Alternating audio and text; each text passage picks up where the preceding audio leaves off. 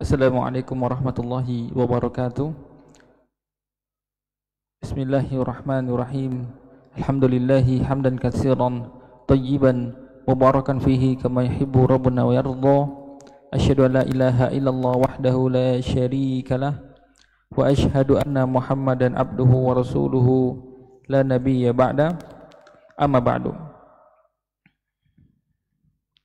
Insyaallah kita akan lanjut pembahasan kita seputar zakat dan juga ada tanya jawab ya secara online maupun offline. Tanya jawab bisa seputar zakat, waris dan muamalah. Nah, ada masuk pertanyaan dari pemirsa info kajian dan daurah Pekanbaru dan juga jemaah Ubay bin Ka'ab. Penanya ini perkara masalah waris. Di sini bunyi pertanyaannya, ana memiliki harta berupa satu rumah dan satu kendaraan roda dua. Apabila ana meninggal, berapakah pembagian harta untuk masing-masing ahli waris? Di sini dituliskan ada suami, kemudian anak laki-laki satu orang, kemudian anak perempuan dua orang.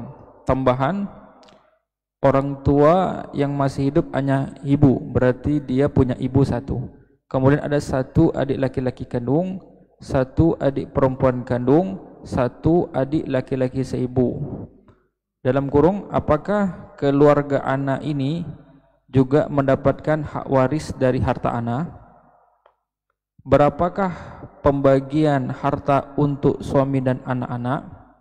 Kemudian, bolehkah anak berwasiat bahwa rumah yang anak miliki tidak boleh dijual hingga anak-anak dewasa dan memahami hukum waris? Jazakallah khairan wa iyyaki. Baik, kita akan buatkan bagan dari hal ini.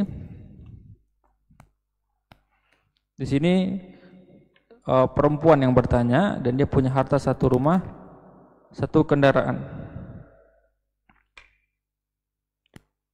Maka kalau dia sudah antisipasi ya, dia sudah buat pengen tahu format pembagian waris terhadap keluarganya. Pertama, suami yang ditinggalkan, suami, kemudian ada putra,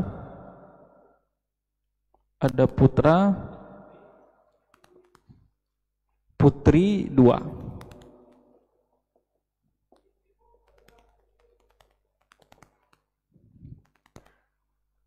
Kemudian di sini ada ibu. Ada ibu, kemudian dia buatkan ada saudara kandung, saudari kandung, saudara seibu. Saudara kandung.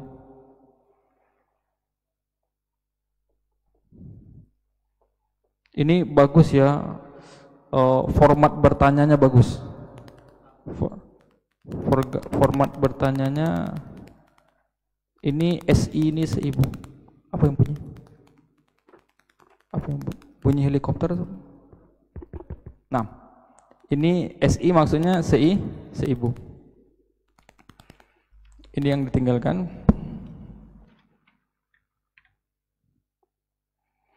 Nah, pertanyaan pertama dia bertanya apakah keluarga anak ini juga mendapat ahli waris dan berapakah jatah suami dan anak-anak. Ini bisa kita jawab dari tabel ini.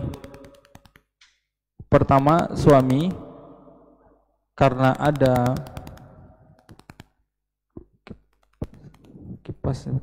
kipas sepertinya. Suami, karena ada anak maka suami dapat 1/4. Ibu. Di sini yang laki-laki ada putra, ada saudara kandung, ada saudara seibu. Nah, ketika ada anak laki-laki ini, maaf, maka ini tidak dapat. Karena ada anak laki-laki dia menghalangi saudara-saudari mayit dari warisan. Nah, jadi ini pertanyaan pertama, apakah dari keluarga ada yang dapat? Jawabannya ada, yang dapat hanya ibu. Maksudnya dari tambahannya yang dapat hanya ibu. Sekarang kita buatkan format pembagiannya. Di sini ada angka 6, ada angka 4, sama-sama habis dibagi 12. Sama-sama habis dibagi 12. 12 dibagi 4 sama dengan 3. 12 dibagi 6 sama dengan 2. Sisanya tuh 5, sisa 7. Nah, 7 kalau ini maaf tidak dapat. 7 dibagi 4 tidak bisa. Maka solusinya kali 4. 12 kali 4 sama dengan 48. 3 kali 4 sama dengan 12. 2 kali 4 sama dengan 8. 7 kali 4 sama dengan 30. 28.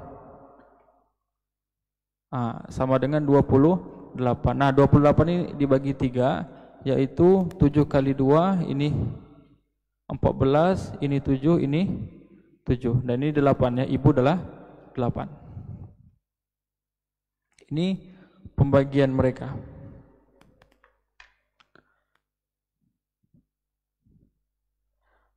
Biar tuntas, kita carikan persennya.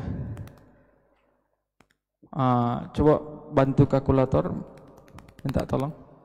12 per 48 kali 100, ini 12,5% ini. 4 kali 8, 448 kali 100, 7 per 4, 8 kali 100, 8 per 48 kali 100. Yang ini 12,5% ya. Bukan. 25%.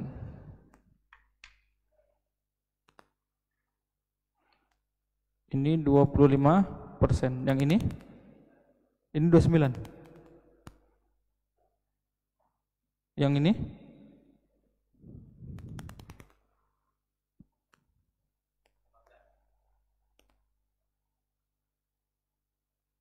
Yang ini 8 per 48, 16% ya. Ini dia. Kalau ini bentuk persentase, maka si suami sahamnya 25%, ini dia 29%, 15%, dan ibu mendapat 16%. Ini dia. Di sini apakah keluarganya dapat? Keluarganya dapat cuma ibu. Maksudnya keluarga di luar keluarga inti cuma ibu. Kemudian berapa jatah suami dan anak-anak? Ini jatah suami dan anak-anak. Kemudian pertanyaan ketiga, boleh enggak rumahnya itu dia berwasiat jangan jual sampai anak besar? Maaf, jawabannya tidak boleh. Karena ini termasuk menunda pembagian waris. Kita khawatir nanti ada ahli waris yang keduluan meninggal sebelum anak-anak besar. Ada ahli waris yang meninggal sebelum anak-anak besar. Di zaman para salaf banyak kisah-kisah yang anak yatim itu sudah punya harta. Dalam artian apa? Anak yatim biar harta mereka tidak habis dimakan zakat. Ada korelasinya. Biar tidak habis dimakan zakat, itu kebijakan Umar.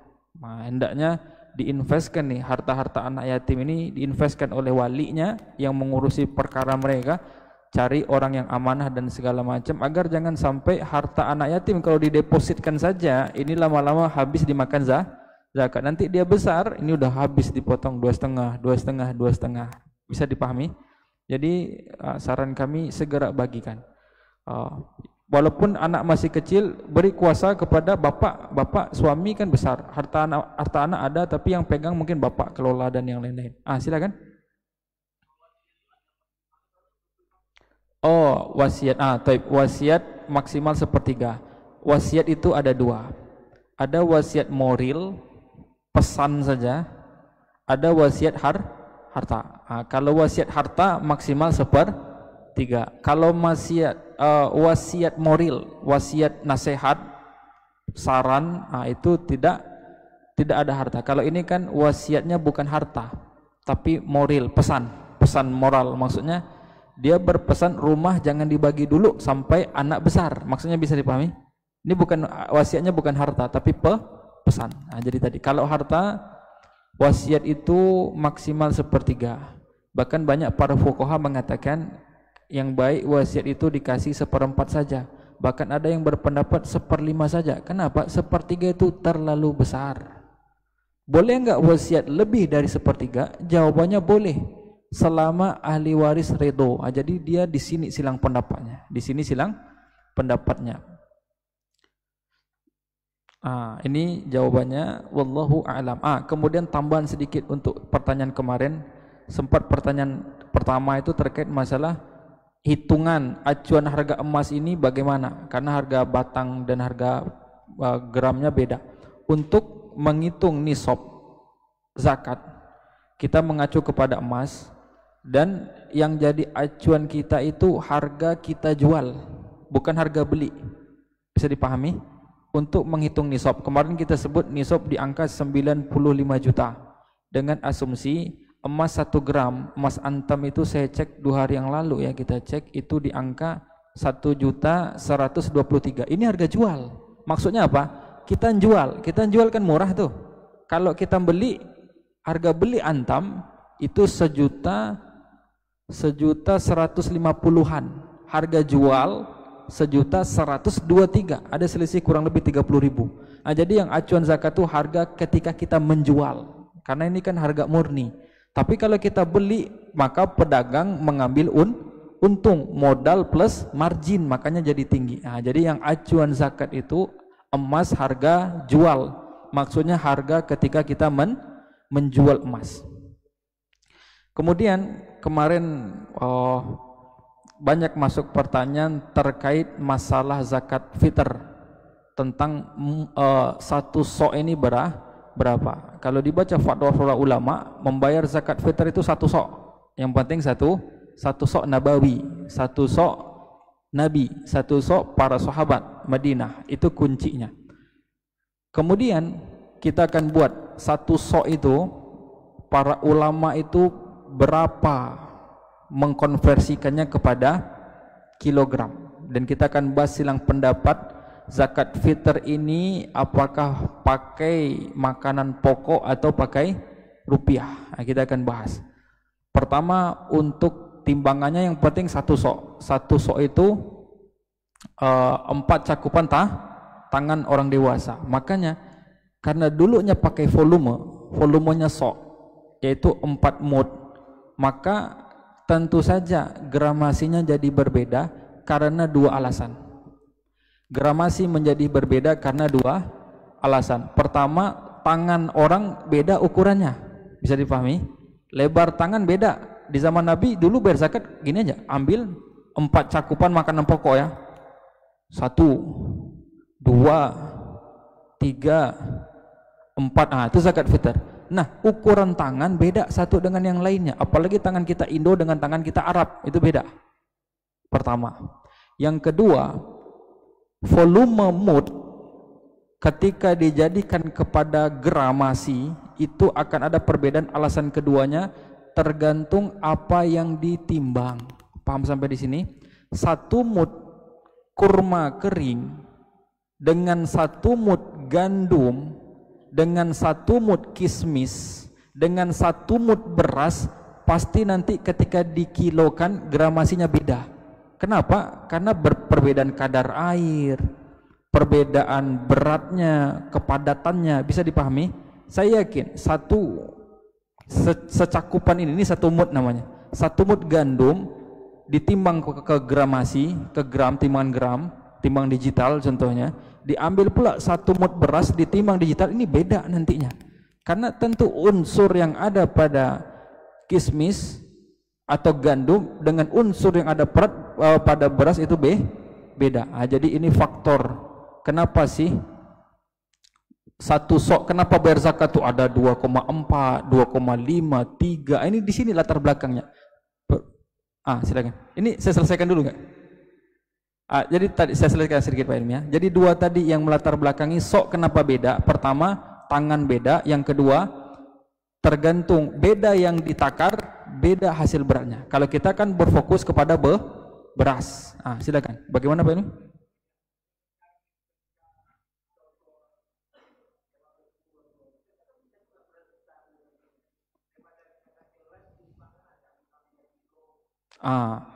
Tip.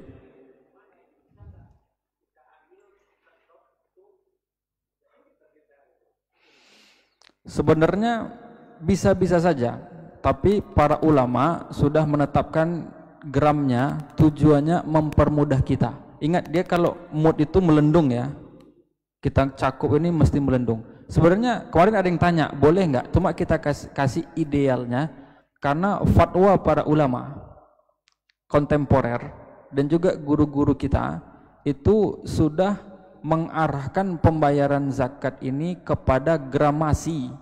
Bisa saya ulangi ya, fatwa para ulama kontemporer dan fatwa guru-guru kita atau masukan dari guru-guru kita sudah menasihati kita agar mengacu kepada kilogram.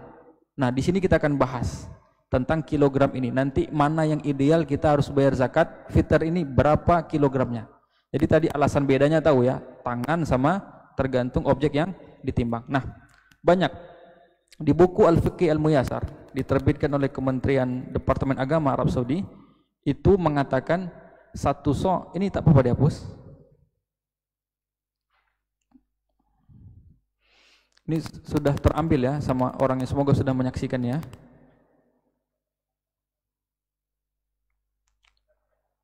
Ya, foto dulu. Khawatirin nanti.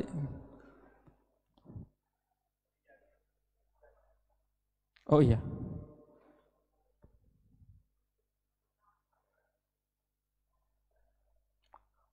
Sudah?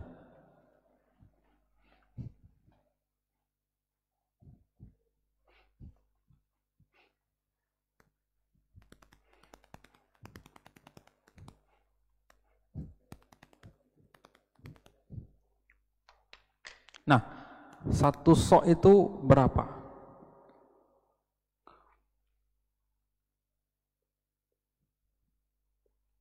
Satu sok. Di kitab Fikih Muyassar yang dikarang oleh 4 orang profesor fikih seluruhnya, itu mengatakan satu sok itu 2,4 kilo. 2,4 kilo. 2,4 kilogram. Kemudian ini satu sok ini kita buat di sini sama dengan 4 mud. 4 mud. Kemudian ada juga yang berpendapat MUI itu berpendapat satu sok 2,5 kilo. Mazhab Syafi'i, mazhab Maliki. Ganti dulu Ustaz. Baterainya katanya.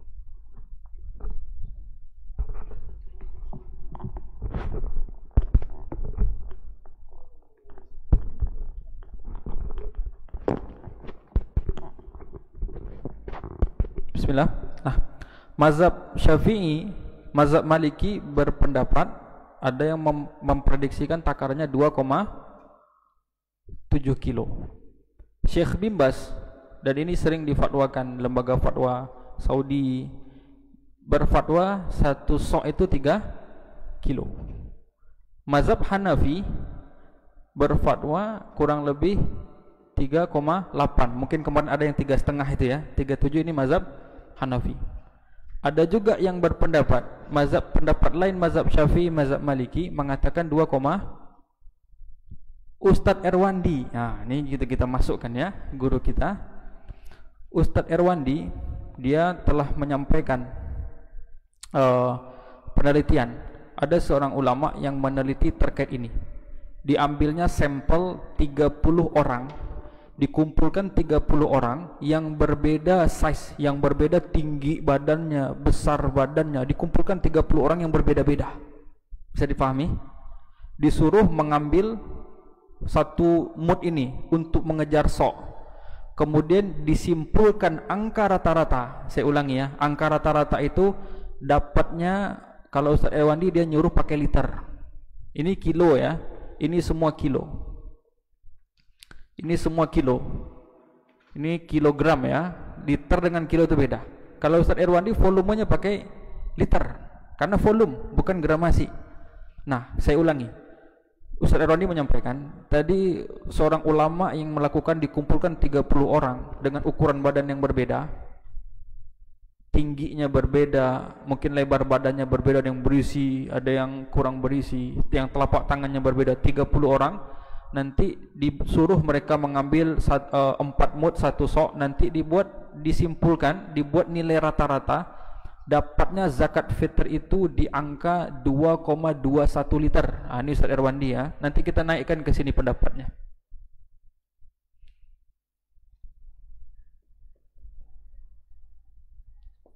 Tadi yang hasil penelitian berapa? Di liter dia 2,21 liter. Itu hasil penelitian.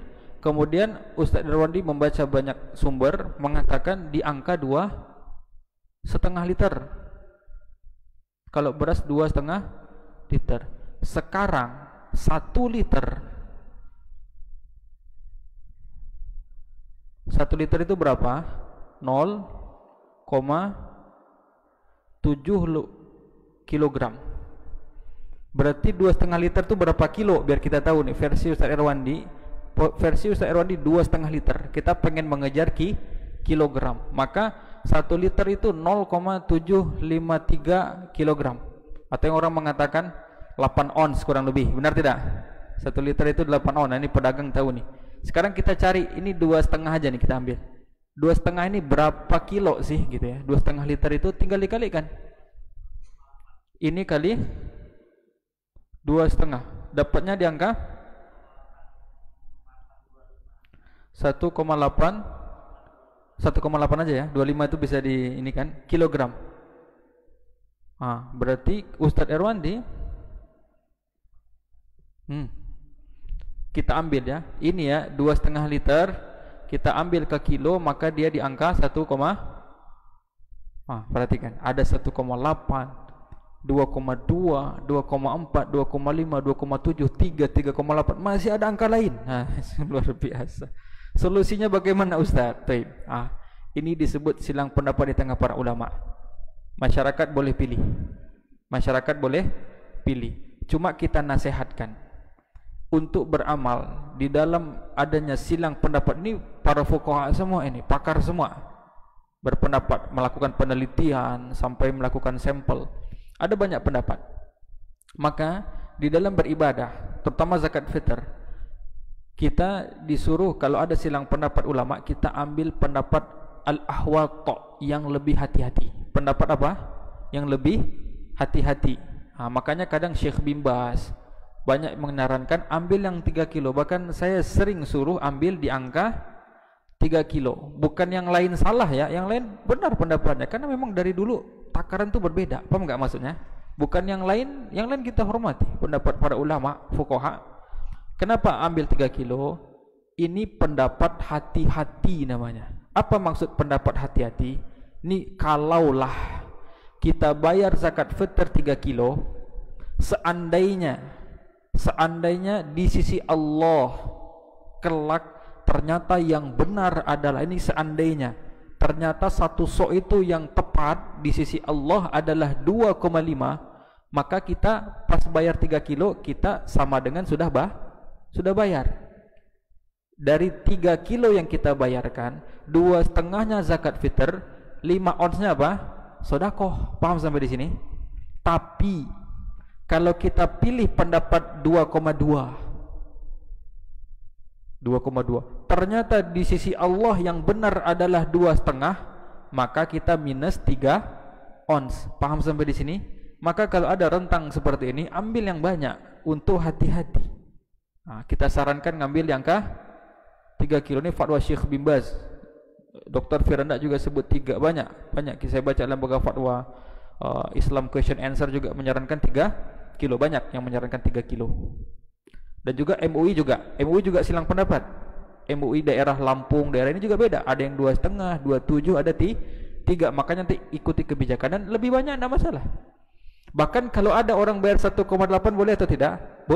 Boleh. Ada pendapat 1,8 kilo ada. Karena sebenarnya 2,5 liter, 2,5 liter. Cuma kita buatkan ke kilo. 1 liter beras beda kan dengan kilo? Beda kan? Bener nggak? Bener ini ya. 0, ini dari beberapa sumber saya cek. 1 liter beras itu dapatnya segini kalau kilonya. Nah, ini tergantung ininya nanti. Kemudian yang membingungkan masyarakat kaum muslimin, ini bayar zakat fitr ini pakai rupiah atau pakai beras? Nah, kita akan bawakan di sini saja. Zakat fitr.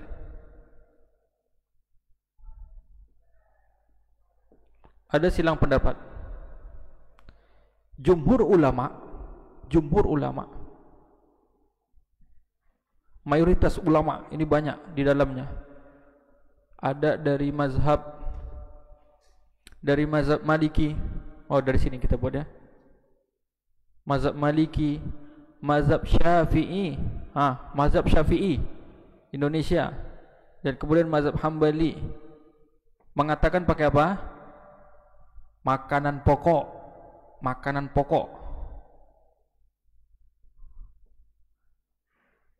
Makanan pokok berdalil semuanya. Ini mazhab Syafi'i ini yang kita sorot di sini nih. Makanan pokok. Siapa yang bolehkan pakai uang? Ini cuma pendapat, tak ada dalil. Mazhab Hanafi, Abu Hanifah mengatakan boleh pakai uang. Sementara hadis pakai makanan pokok. Berarti masyarakat di Indonesia nggak perlu ragu masalah ini. Kan mazhab Syafi'i itu langsung pakai apa? Pakai beras sudah. Ini tidak boleh ya. Kadang-kadang ini inkonsisten dalam bermazhab. Apa? Inkonsisten dalam bermazhab. Enggak. Itu alasannya Pak Ilmi. Kenapa? Karena banyak orang miskin butuh uang. Di zaman Nabi ada enggak orang miskin? Butuh uang enggak orang miskin zaman Nabi? Sebagaimana orang miskin di zaman Nabi butuh uang daripada makanan pokok, orang miskin kita juga. Jadi itu enggak bukan alasan. Bisa dipahami? Sama, orang miskin zaman sekarang butuh uang, orang miskin di zaman Nabi butuh uang. Orang sekarang ada orang miskin, di zaman Nabi juga ada orang miskin. Sama kondisinya. Kenapa kalau seperti itu, kenapa Nabi tak suruh kasih pakai uang? Kan banyak orang miskin di zaman Nabi dan butuh uang. Untuk nikah butuh uang. Sama. Tapi tetap di zaman Rasul, sahabat, bahkan semua ulama pakai makanan pokok. Disilang pendapatnya.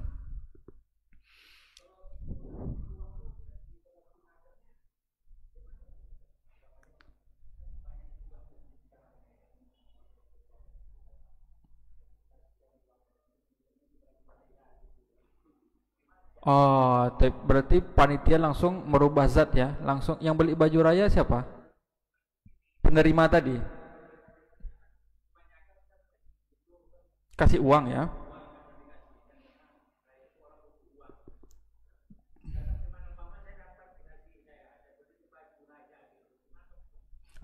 Sebenarnya di dalam Islam ketika sudah diberikan, maka orang yang menerima bebas menggunakannya. Kita memang kasih beras, kita konsisten. Bahkan kita pegang mazhab Syafi'i ini, pakai beras. Kasih makanan pokok, kan banyak tuh. Setelah itu mereka bebas mau jual. Pertama ya, mereka bebas mau jual. Jual silakan. Mereka mau jual beras tadi jual. Kan dapat uang. Ya mereka mau beli baju lebaran tak apa-apa. Mereka mau beli makan enak enggak apa-apa. Boleh karena sudah milik mereka. Asalkan jangan dipakai maksiat saja. Langsung judi online ya, slot enggak. Baru dapat zakat kumpulin langsung ini luar biasa ini ya. Enggak, kalau untuk baju lebaran silakan mubah boleh. Atau dia untuk beli makanan lezat boleh mubah. Bisa dipahami? Ini sidang pendapat, makanan pokok dan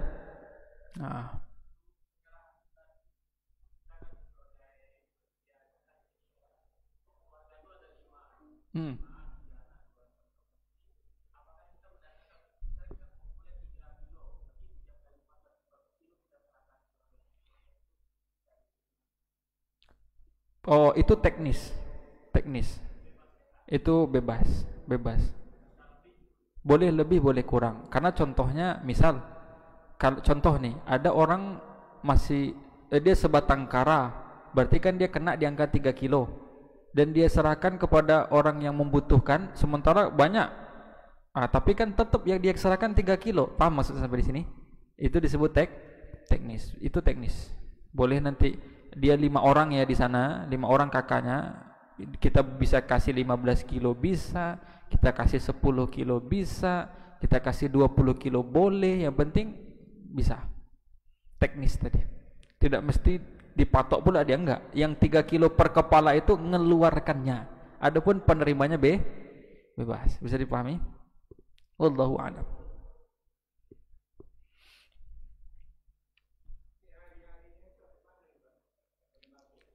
Hari penyaluran zakat fitr. Itu dia. Kemarin dah coba. Hadis dari Nabi sallallahu alaihi wasallam. Hadis dari Nabi untuk zakat fitr ya. Sepakat semua ulama mazhab itu menyatakan zakat fitr itu ini yang waktu yang ideal, waktu yang afdol keluarkan zakat fitr itu adalah 1 Syawal. Menyerahkannya 1 Syawal. Sepakat ulama 4 mazhab sepakat. Mazhab Syafi'i pun sepakat. Yang paling afdol. Kemarin kita telah ajarkan teknisnya Pak Ilmi.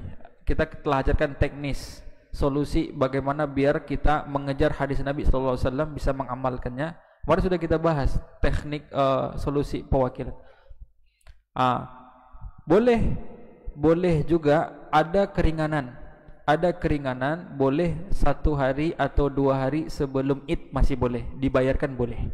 Tapi itu keluar dari waktu utama. Waktu utama disepakati tanggal 1 Syawal. Hanya saja silang pendapatnya, ada yang berpendapat pada maghrib startnya, ada yang berpendapat pada subuh sampai imam solat. Itu ada berpendapat seperti itu. Bahkan mazhab Syafi'i berpendapat setelah azan subuh sampai solat Id, ini waktu bayar zakat fitr. Pendek enggak? Pendek. Ini imam mazhab Syafi'i lagi nih. Kalau kita bahas ini mazhab Syafi'i ini. Jadi tadi ya, itu yang utama. Ya, yang kolektif ada kemarin solusinya. Penyerahan kepada wakil. Boleh 1-2 hari bisa. Bahkan kalau kita ambil mazhab yang paling longgar, di awal Ramadan saja sudah boleh bayar. Sudah boleh didistribusikan. Dia kan kuncinya pendistribusian ini. Kuncinya kapan didistribusikan, kapan diserahkan langsung, ini kuncinya. Yaitu 1 Syawal. Kalau kita berdasarkan hadis dari Nabi sallallahu alaihi wasallam itu 1 Syawal. Ada yang lain? Kalau tidak ada kita masuk materi. Ibu-ibu ada yang ditanyakan?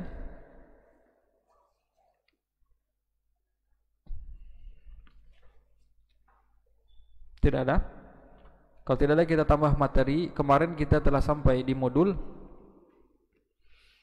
kita telah sampai kepada syarat-syarat zakat mal. Sudah kita bahas ada 3: beragama Islam, mencapai nisab, dan halaman 2, dan berlalunya 1 haul.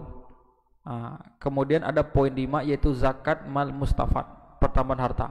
Sebelum kita masuk zakat mal, kita akan buat teknis perhitungan zakat profesi, karena kita telah lewati zakat mal. Karena zakat mal atau yang dikenal orang zakat profesi ini turunan atau wilayahnya zakat mal. Kita akan coba membuat teknis kurva perhitungan zakat profesi yang bagaimana prosedur atau startnya itu bagaimana. Ini yang bagian kedua ya, studi kasus yang kedua kita akan buatkan tentang zakat profesi. Ini dihapus ya.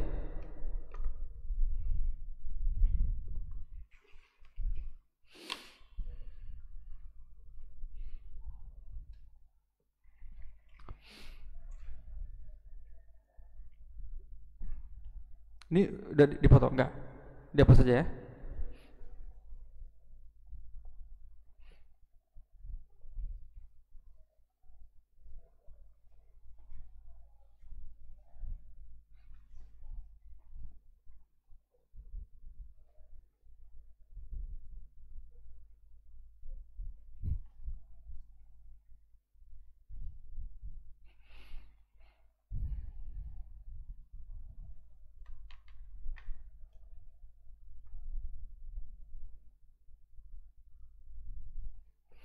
Kita akan buatkan ilustrasinya. Ini seorang ASN atau pegawai yang mana dia itu punya, pertama dia telah berhasil menabung 60 juta. 60 juta ini di bulan Januari, tanggal 1. Di Januari tanggal 1 dia baru punya tabungan 60 juta. Kemudian orang ini tabungannya ya, ini tabungan. Dia itu kerja gajinya 20 juta per bulan. Nanti disesuaikan, semua angka bisa disesuaikan per bulan. Kemudian biasanya ASN yang gaji 20 juta itu biasanya langsung dipotong 2,5% dari gajinya. Ingat, luar biasa ya. Di dalam Islam yang dipotong 2,5% itu apa? Surplus. Kalau pemerintah apa? Gaji. Ya, luar biasa. Islam gak sekejam itu. Islam tidak sekejam itu. Paham maksudnya? Beda tentunya ya. Kita lihat ini kerja dari 20 juta gaji, langsung potong 2,5% itu bagi 40. Berarti dia ini dipotong per bulan itu 500k. 500k per bulan yang dipotong.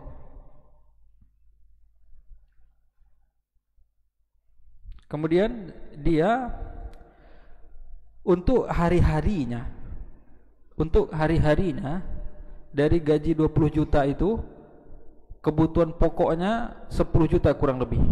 Untuk kehidupannya dari 20 juta gaji itu kurang berapa? 10 juta ini kebutuhan. Ini udah semua di sini.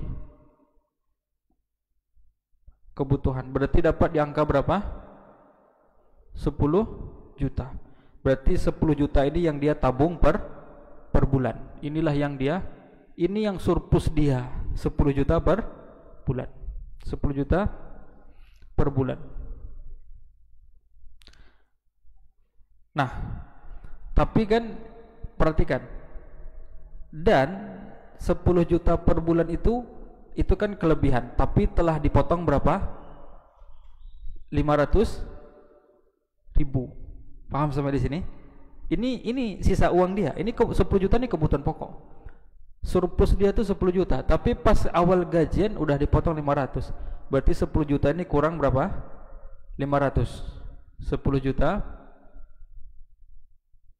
kurang 500k. Dapatnya inilah dia tabungan dia itu. Di sini dia berhasil tabung per bulan. Nah, ini kita buatkan kurvanya.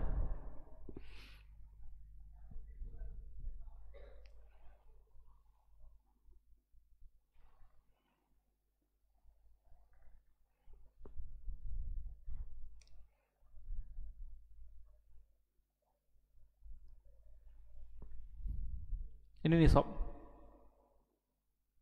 Nisab di angka berapa? Kita buat aja 96 juta biar gampang. Nisab 96 juta. 96 juta.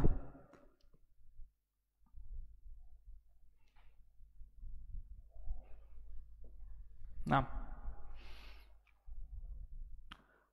Tadi dia ini bulan. Ini Januari, JN. Di Januari ini angkanya baru berapa rupiahnya? Baru 60 juta. Ini ada bulan 2, 3, 4, 5, 6, 7, 8, 9, 10, 11, 12, 1. Di sini JN. Januari. Nah, kira-kira di sini dia baru ada uang 60 juta. Kira-kira berarti ini belum sampai nih sob. Kira-kira 9,5 ini berapa bulan dia nabung baru mengejar nisab? Kurang lebih 4. Benar tidak? 9,5 dikali 4 kali 4 sama dengan 38 juta. Berarti di sini ini Januari, Februari, Maret, Januari, Februari, Maret, April, Mei. Di sini Mei tanggal 1 dia baru menyentuh nisab. Nisabnya berapa? Ini dia. 60 juta tambah 38 juta, totalnya 98. Ini bulan Mei. Berarti kurvanya seperti ini. Di sini belum. Ini dia masih upaya nabung. Upaya nabung pelan-pelan, di sini dia naik. Di sini dia menyentuh nisab. Di sini dia menyentuh nisab. Di sini dia menyentuh di bulan Mei, dan kemudian dia terus kerja, terus menabung. Berarti yang 500 dipotong sebelum nisab, ini namanya apa? Zakat paksa atau sedekah paksa. Bisa dipahami? Sebelum nisab, sedekah paksa. Nisab bisa disebut sedekah ya paksa atau pajak karyawan. Nah, ketika di sini berarti kapan nisabnya? Nisabnya kapan? Di bulan Mei. Berarti jangan di Januari. Kita fokusnya ke bulan ini, Januari, bulan 2, bulan 3, bulan 4, bulan 5. Di sini Mei. Namun ingat, ini 1 Mei. Jadi dia bayar zakat bukan di 1 Mei juga, tapi kapan? Di sini, yaitu April. April tanggal 20, karena ini 1 kurang 11 tanggal 20. Di sini nanti haulnya. Di sini haulnya. Di sini nanti kita akan ngitung. Di sini kurva kita akan ngitung. Di sini dia sudah punya uang berapa? 98 juta. Nanti kita akan cari di sini. Sementara kita akan buat lagi, lanjutkan soalnya. Masih ada waktu. Kasus selanjutnya, ini perjuangan dia sampai nisab. Ini perjuangan sampai nisab.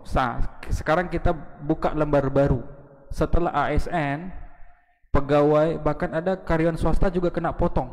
Ada yang konsul ke kita, dia swasta, ada ya, juga dipotong 2,5% dari gaji untuk zakat profesi ini. Nah, sekarang setelah dia sampai nisab, maka kita lihat masih sama, gaji 20 juta, kebutuhan 10 juta. Berarti dia bisa nabung berapa? 10 juta. Dan di sini dari Mei menjelang April itu ada berapa bulan? 1, 2, 3, 4, 5, 6, 7, 8, 9, 10, 11. Berarti 10 juta kali, ini belajar matematik ya, luar biasa, kali 11. Berarti kelak akan ada pertambahan sampai April itu 110 juta. 110 juta. Dan dari bulan Mei, perhatikan, dari bulan Mei sampai April ada 11 bulan, itu selalu dipotong berapa? 500 ribu, 500k kali 11 juga, dapat angkanya 5,5 juta.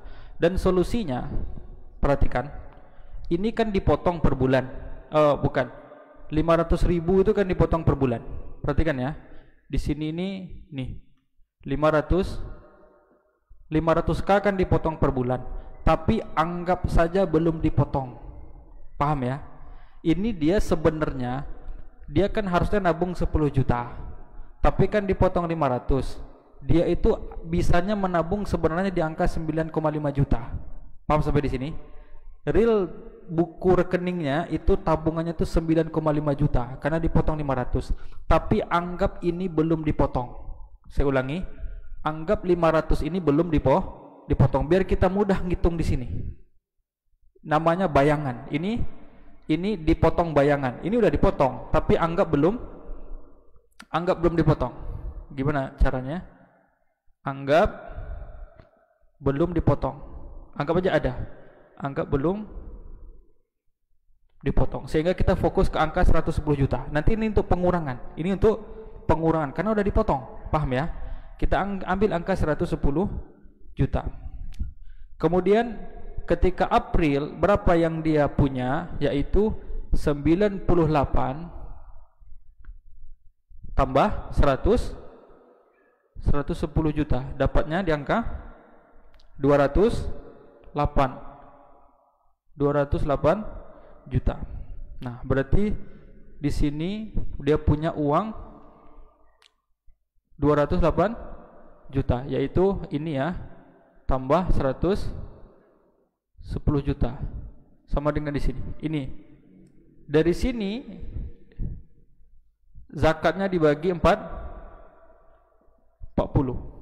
Kita buatkan di sini. 208 dibagi 208 juta dibagi 40 sama dengan 5,2 juta.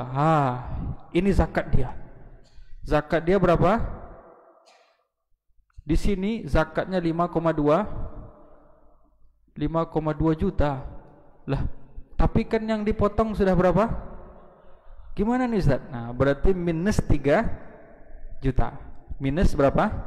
Ini untuk orang yang punya tabungan 208 juta aja masih minus dia gara-gara dipotong untuk zakat. Paham sampai di sini? Sekarang kita buat di sini minus berapa? Kita buat ya, berarti gimana tuh? 5,2 kurang 5,5 ya.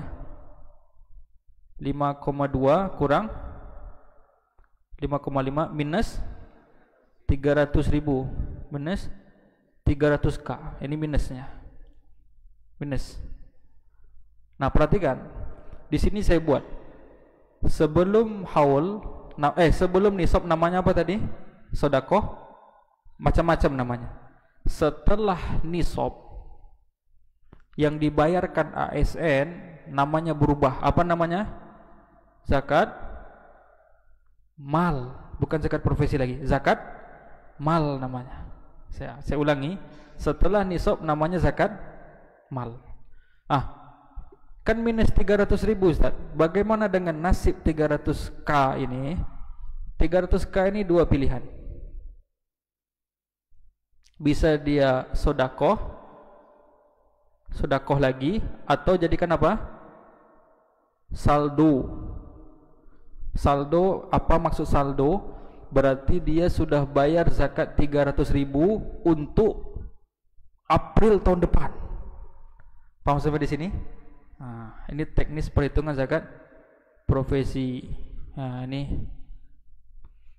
Tapi kalau gaji 20 juta, tabungannya sudah diangkat 300, 400, ini biasanya malah dia bukan kelebihan, tapi biasanya minus daripada yang dipotong per bulan. Paham sampai di sini? Ada kalanya yang dipotong per bulan. Ini teknis perhitungan zakat profesi. Ada yang ditanyakan? Silakan.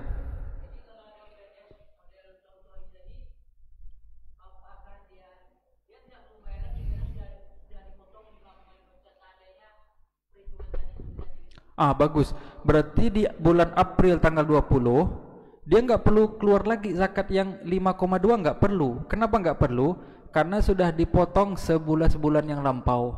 Tadi kan kita anggap aja belum dipotong, tapi kan sudah dipotong. Paham sampai di sini? Kita ini ingin mengejar berapa real dia bayar zakat. Guna hitung-hitungan ini agar seorang ASN tadi dia perlu tahu dia realnya itu berapa dia beneran bayar zakat. Cocok nggak dengan yang udah dipotong? Ini kuncinya. Apakah yang udah dipotong itu terlalu besar dari zakatnya, atau yang sudah dipotong itu terlalu kecil dari zakatnya? Ini guna audit namanya. Penyesuaian. Paham sampai di sini? Ini harus ada ilmunya, kalau nggak bisa. Nah, lanjut.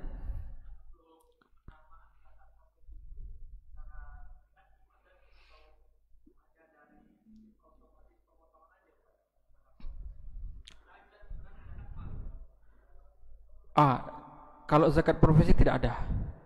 Makanya di sini makanya disebut zakat profesi tidak ada. Tapi teknis perhitungannya ada. teknis perhitungannya zakat mal. Saya ulangi, itu yang kita terapkan.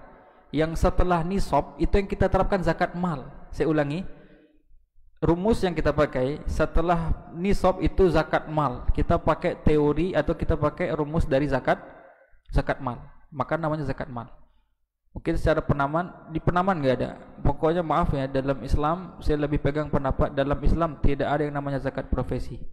Karena zakat itu ada definisinya, ada rukunnya, ada syaratnya. Sederhananya orang itu harus sampai nisab dulu. Ini sebab adanya zakat. Dan tidak boleh seorang beribadah tanpa ada sebab. Contoh, dia pengen solat zuhur, waktu zuhur belum masuk, nggak boleh. Karena sebab solat zuhur tergelincir matahari. Paham sampai di sini? Sama, dia mau bayar zakat, belum ada nisab, nggak boleh dalam Islam, nggak boleh. Nah, itu saja perbedaannya. Kok bisa dibuat zakat? Berarti ini zakat bukan Allah dan Rasul yang buat. Paham sampai di sini? Paham sampai di sini? Sepakat ulama seluruh mazhab. Nah, wallahu alam. Ya, ini memang ada ulama yang menyuruh ya zakat profesi boleh memang ada. Memang negara butuh uang. Memang negara dan mereka ya namanya pemerintahan berhak membuat kebijakan. Itu wilayah mereka, waliul amri, itu wilayah mereka buat kebijakan. Tapi mungkin namanya saja ya.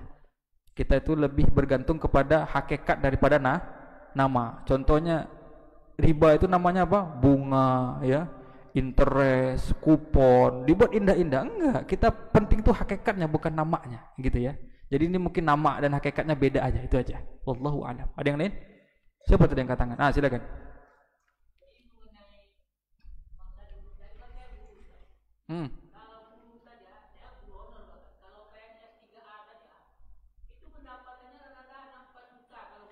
Iya, masya Allah. Nah.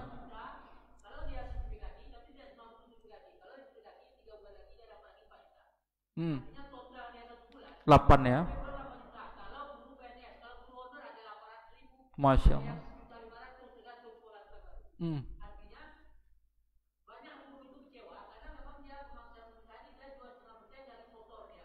Iya, dari kotor. Tahu.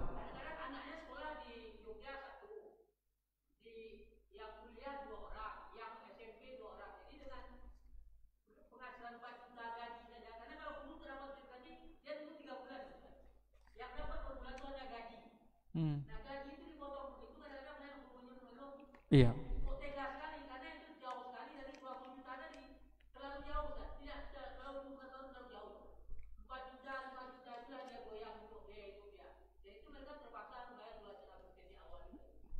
Nah, itulah maksudnya.